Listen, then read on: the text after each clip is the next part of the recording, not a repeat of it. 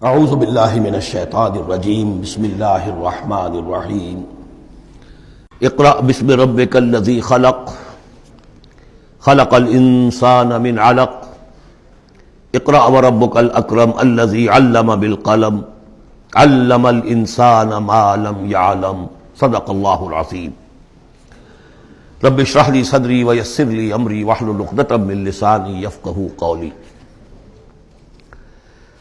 اس سے پہلے کئی مرتبہ یہ عرض کیا جا چکا ہے کہ حضور پر جو پہلی وحی آئی تقریباً اجماع ہے اس پر کہ وہ یہ 5 آیات ہیں سورہ علق کی۔ آپ کی عمر شریف جب 40 برس کے لگ بھگ ہوئی، حضرت عائشہ صدیقہ رضی اللہ تعالی عنہا کی ایک روایت میں یہ ساری چیزیں موجود ہیں، تو خلوت گزرنی محبوب ہو گئی، غور و فکر کا غلبہ ہو گیا۔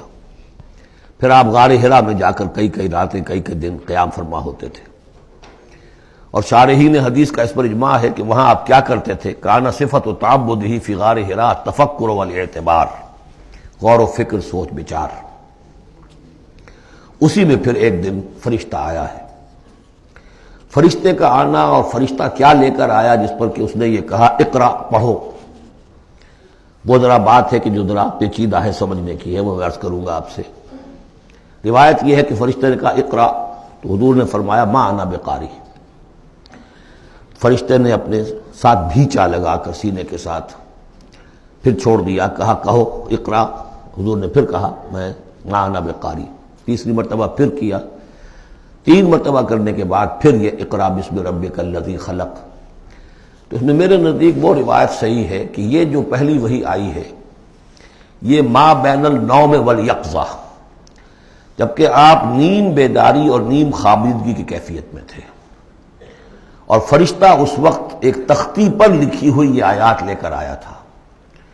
ورنہ ظاہر بات ہے کہ آدمی پڑھا ہوا نہ ہو تب بھی اسی کی اپنی زبان میں کہا جا رہا ہو کہ یوں کہو، تو وہ تو کہنا مشکل نہیں تھا۔ 40 برس کی عمر تھی آپ کی، کوئی آپ بچے تو نہیں تھے، کوئی شے تھی کہ جس کو پڑھنا تھا۔ وہ جو پڑھنا ہے تو وہ اصل میں یہ اس عالم میں کہ جس کو آپ کہیں گے ما بین النوم والیقظہ، بیداری اور خواب کے بین کی کوئی کیفیت تھی جس میں کہ فرشتہ آیا ہے اور اپنی اصل ملکی شکل میں آیا ہے۔ اس لیے کہ پھر اس نے جب وہ بھی کوئی چیز لکھی ہوئی لایا ہے، روایتوں میں آتا ہے سونے کی تختی تھی جس پر یہ آیات لکھی ہوئی تھی، تو اس پر آپ نے کہا ما انا بقاری، میں تو پڑھا ہوا نہیں ہوں۔ اب بات اس کے ساتھ مطابقت رکھتی ہوئی ہے، لیکن پھر جو سینے کے ساتھ بھیچا ہے 3 مرتبہ، تو اس سے گویا کہ آپ کے اندر وہ استعداد پیدا ہو گئی، پھر آپ نے اس کو پڑھا۔ اور یہ میں یاد دلاتا ہوں کہ میں نے جب کہا تھا کہ جب دوسری وحی فترت کے بعد آئی ہے سورہ مدثر کی، تو حضور نے جب دیکھا تھا کہ اب یہ افق اعلیٰ پر یا افق مبین پر حضرت جبرائیل نظر آئے، کیسے پہچان لیا؟ وہی فرشتہ جو غار حرا میں آیا تھا، تو وہاں بھی وہ اپنی اصل ملکی شکل میں تھے، لیکن وہاں جو رؤیت حضور کو حاصل ہوئی تھی وہ پوری بیداری کی حالت کی نہیں تھی، ما بین النوم والیقظہ، یعنی کچھ نیم خوابی اور نیم بیداری کی کیفیت تھی، لیکن دیکھ لیا تھا حضرت جبرائیل کو ان کی اصل ملکی شکل میں اس وقت۔ لہذا پھر جب وہ پہاڑ سے اترتے ہوئے یا محمد کی صدا آئی، اور پھر آپ نے 2 مرتبہ تو ادھر ادھر دیکھا، کوئی نظر نہیں آیا، تو آپ کو کچھ خوف سا بھی طاری ہوا۔ پھر اچانک نگاہ اٹھی تو دیکھا کہ وہی فرشتہ کہ وہی کہ جو غار حرا میں آیا تھا، اس طرح ہے کہ آسمان زمین کے مابین افق پر، اور اس طرح سے ہے کہ پورا افق بھر گیا۔ تو یہ ہے اس کا پس منظر۔ اقرا بسم ربک الذی خلق، پڑھو اپنے اس رب کے نام سے جس نے پیدا کیا۔ خلق الانسان من علق، انسان کو پیدا کیا اس نے اس جوں کی طرح کی چیز سے کہ جو رحم مادر میں چمٹ گئی تھی۔ اقرا وربک الاکرم، پڑھو اور تمہارا رب بہت کریم ہے، بہت کریم ہے، بہت مہربان ہے۔ الذی علم بالقلم، جس نے کہ تعلیم دی ہے قلم کے ساتھ۔ عام انسانی تعلیم قلم کے ذریعے سے ہے، حضور کے لیے قلم کے درجے میں فرشتہ ہے، فرشتے کے ذریعے سے حضور کو سکھایا گیا ہے۔ علم الانسان ما لم یعلم، اور انسان کو سکھایا ہے جو کچھ کہ وہ نہیں جانتا تھا۔ اس وحی سے آپ کی نبوت کا ظہور ہو گیا۔ نبی تو پیدائشی طور پر نبی ہوتا ہے، لیکن اس کا ظہور ہوا ہے اس وحی کے ساتھ۔ البتہ اس میں کوئی تبلیغ کا حکم نہیں ہے، وہ تو پھر جب وہ وحی آئی ہے، جب کہ فرشتے کو دیکھا ہے افق اعلیٰ پر، افق مبین پر، اس کے بعد جب گھر گئے ہیں اور پھر آپ کمبل اوڑھ کر لیٹ گئے ہیں، دہشت کی کیفیت طاری تھی، پھر وہ سورہ مدثر کی آیات نازل ہوئیں۔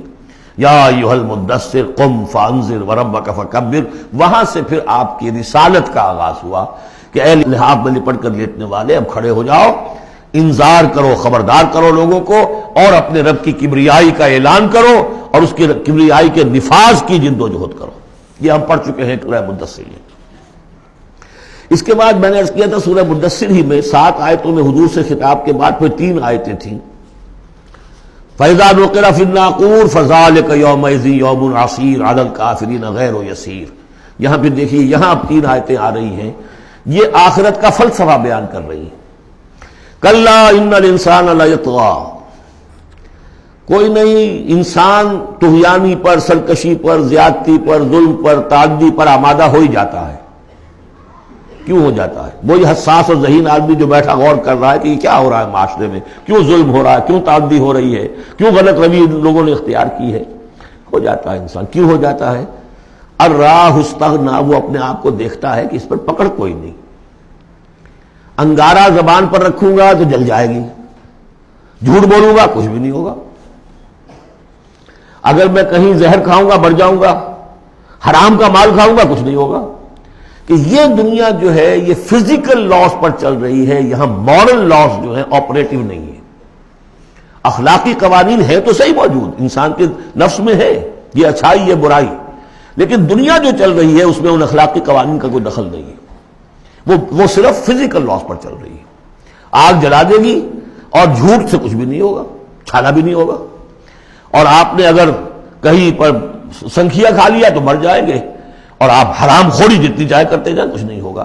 یہ جو ہے کہ moral law is not operative, جبکہ فزیکل لا آپریٹو ہے، اس وجہ سے انسان جو ہے سرکشی پر، تعدی پر آمادہ ہو ہی جاتا ہے۔ اب اس کا علاج کیا ہے؟ ان الی ربک الرجعی، یہ عقیدہ کہ تمہیں اپنے رب کی طرف لوٹ کر جانا ہے، حساب کتاب ہوگا، جواب دہی ہوگی، یہ یقین اگر دل میں بیٹھ جائے تو سیلف سینسر ہو جائے گا اس کے اپنے اندر، کوئی کام ایسا نہ کروں جس کی جواب دہی نہ کر سکوں، جانا ہے۔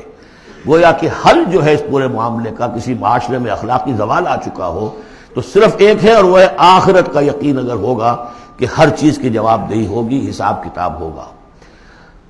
جس نے کوئی ذرے کے ہم بدن نیکی کمائی ہوگی وہ اس کو موجود پائے گا، اور ذرے کے ہم بدن بدی کمائی ہوگی، فمن یعمل مثقال ذرۃ خیرا یرہ ومن یعمل مثقال ذرۃ شرا یرہ۔